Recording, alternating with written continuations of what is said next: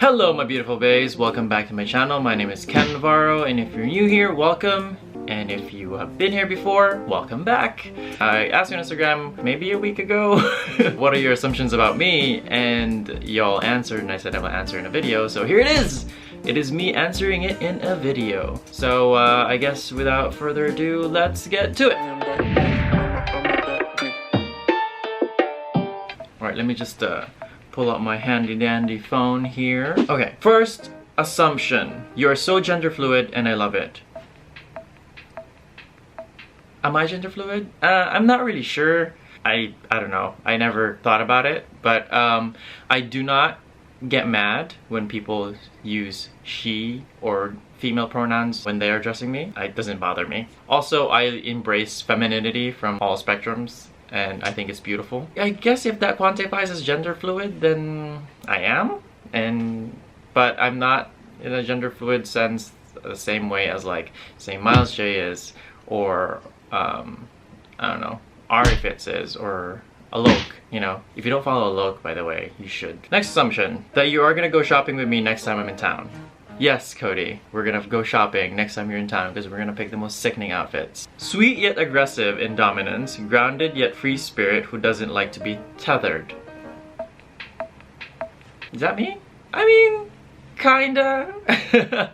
I do like things a certain way, and I do like to assert myself a certain way. I do value my independence a lot, and I do value my freedom a lot. And a lot of my friends actually say that I'm very free-spirited, or maybe I'm just very naive. I don't know. But yeah, to a certain extent, I could agree with that. Also, if you haven't noticed, my beard is blonde just because I can. You'll try any food / cuisine at least once. Actually, yeah. Well, I love food, and I really would try anything. I do not dismiss food based on my cultural biases. So I would try food even though to me I have an initial reaction of like, oh, that might be gross, ooh, that might be kind of a little grotesque. But of course, just like any other art, is in context with the culture. So when I approach a food, I usually see it in the lens of that culture. I try to be objective as to what I'm tasting. Yeah, I do like to try a lot of things. There are certain foods that I'm not a big fan of, like pineapples. I'm not a huge fan of pineapples just because I grew up eating them a lot. So now I'm just kind of like, whatever. I don't hate them, but I would not pick them if I had the choice. But if they're there, I'll probably just eat it, to be honest. Next one, femdom. I love that. Category is butch queen. Or I guess category is femdom. I like that. I do love embracing femininity and mixing it with masculinity and having this sort of like androgynous kind of line. I enjoy that a lot. Next assumption. I assume that you are a gorgeous superhuman creating amazing content. Ooh, am I? Like, I don't know what to say to that. Thank you. That's, wow, Warden, I'm filming here. Jesus Christ. I'm just a regular human who just happen to make content, and I'm so happy that you find value in the content and you think it's amazing, because I believe in it and I think it's amazing. So giving that shared thing, you know, love you guys. I think you're honest but very shy. Is my assumption accurate? I guess it depends on the context. I'm not generally a shy person. Like, I have no problems going out to people and talking to them or starting a conversation, or, you know, saying what I think. Here in the US, there's a racial stereotype that Asians are very sheepish and not vocal and shy and very passive, and I'm not that. I'm not saying I'm obnoxiously loud, but I would give my peace of mind. So yeah, to answer your question, your assumption is not correct. I guess there are moments that I'm kind of shy. I'm not saying that I'm just super like, oh my god, yeah, let's go. I mean, there's limitations to that, of course. There are certain times in my life that I have met people that I'm kind of shy just because I respect them a lot, or like I'm a fan of theirs, you know, a fan of their work, so there's that little shyness of like, oh, I don't want to approach it because I don't want to fuck it up. I don't want to say anything stupid. But generally, I'm not really that shy. I assert myself in situations, sometimes too much actually, but yeah. 85% dark chocolate, Question mark. You're correct in that assumption. I do like 85% dark chocolate. 70 is a good number, 75. I do enjoy 80 though. I think 80 is my favorite darkness of chocolate. Pete! Oh my gosh. Pete says, sensitive but a risk taker. Sensitive in what way? Like, not taking criticisms kind of way sensitive, or sensitive of like empathetical kind of way? Because I think I'm pretty empathetic. I like to take risks. Nick always makes fun of me with this. They would be risky things. I would hear about some like, oh, jump off a 50-foot waterfall, and then he would immediately look at me like, you want to do that? And I'm like, yes, I want to do that. There's something about risk that is very attractive to me. I guess because the reward afterwards of you being able to do it and surviving it is amazing. So yeah, I do take risks. I'm not stupid. My safety, of course, is a priority, and I know that the probability of my survival is a lot higher than not, but I do take some risks. That you don't care in how others view you and the way you present yourself. Yeah, actually I don't.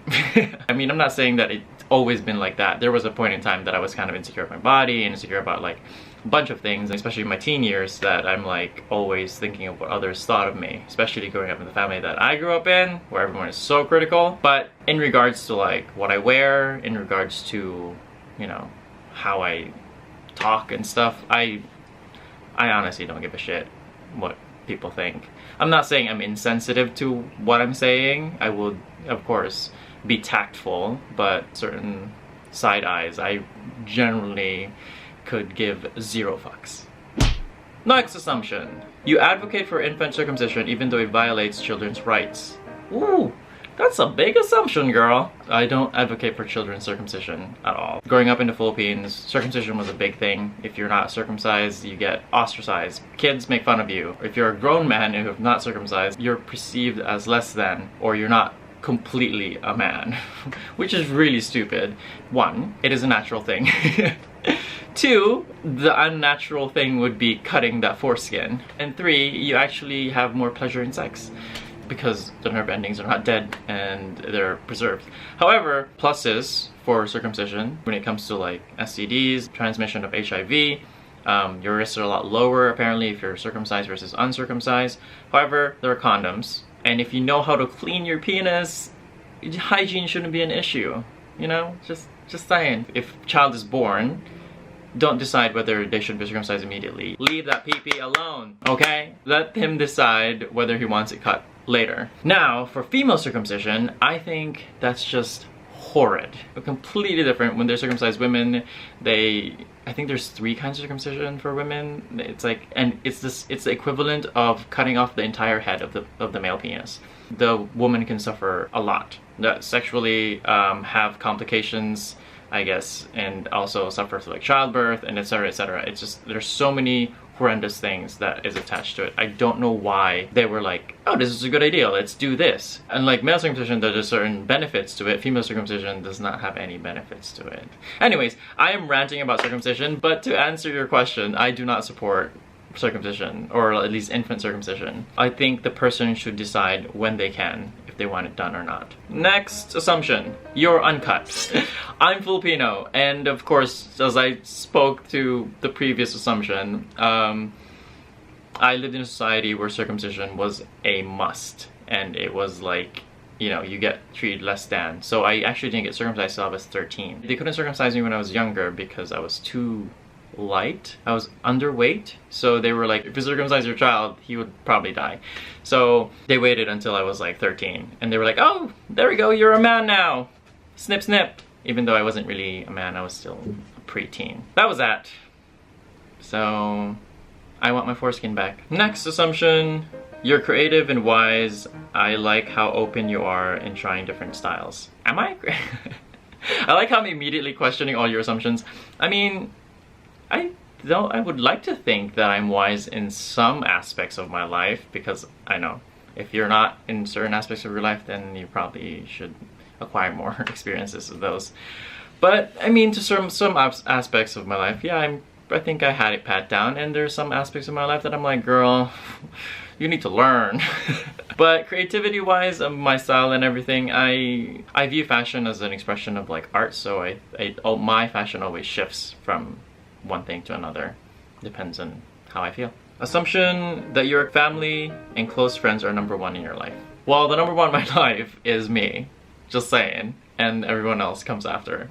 Because, girl, when I'm gone, I'm gonna be buried in this body, so I have to take care of her first before I take care of everyone else. I mean, I love everyone else, I do, and I value them a lot, but, you know, self-love. I feel like you probably get annoyed with other relationship goals comments. I actually don't mind. I just hope they know that my relationships are just like any other relationships. It's not perfect and it has flaws, but it's a constant thing that you work on together and you communicate and all this stuff, you know. But yeah, if you think it's relationship goals, then yeah, sure, thanks. Observation. That's what they said. Observation. I'm curious as to how you've become more eccentric in the last 2+ years.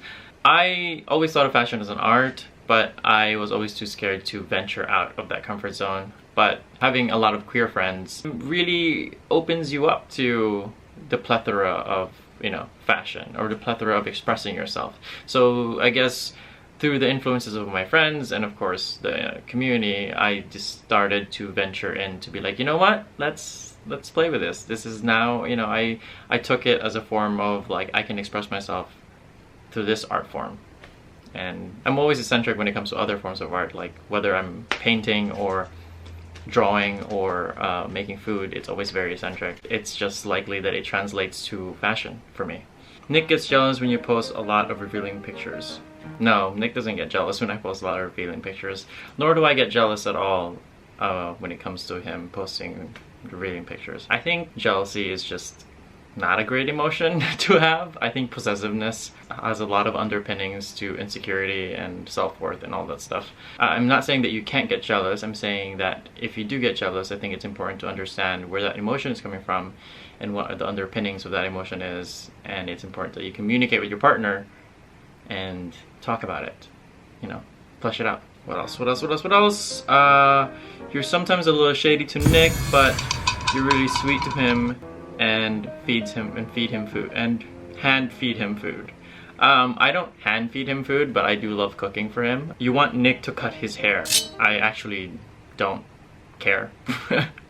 I think his hair is gorgeous, and I think he's beautiful with the hair. I mean, I think he's beautiful with the short hair too, but I think the long, voluminous hair is great on him. That you're not a very sexual person in terms of sex drive.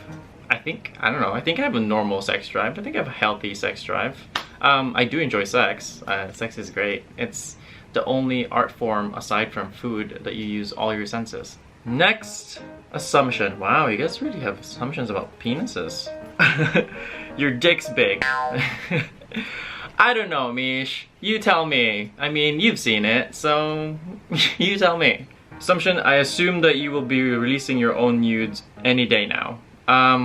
Probably won't. Yeah, I mean, I think the human body is beautiful and I think it should be celebrated. I view my body and I view people who take like beautiful nude shots and stuff as exactly that. They're a beautiful piece of art. I mean, there's a whole different side to that of like sexual attraction and all this stuff, and you can get sexually attracted to a person, but generally, just because someone is posting almost naked photos, it doesn't necessarily mean that they want to be viewed as a sex symbol or whatever. They're just celebrating their body, or they feel good about their body, or they view it as a form of art, when that's completely all valid. But as far as me releasing my fully nude body, I still want to be able to get some brand deals and get paid and do some things. So maybe not to that extent, but I will walk a fine line. Last one is, you sometimes forget to flush a toilet, not because you're gross, but because you're distracted.